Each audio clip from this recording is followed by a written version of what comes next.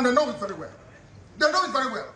And I suspect that some people in government are complicit. They are making money with insecurity. That's correct. They are making money with it. They know Nnamdi Kanu is outside. In 2 minutes, this nonsense will stop.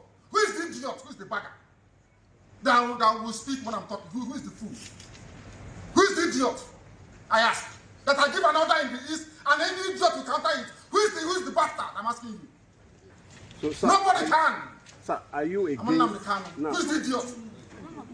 Form of violence or insecurity in the southeast in the name of IPOK is a gun, and they know it. Let me come out of this nonsense, this mess. 2 minutes only. Only 2 minutes, I guarantee you. And there'll be peace in the east, not just southeast. Everywhere in the east, if not the entire south. Huh?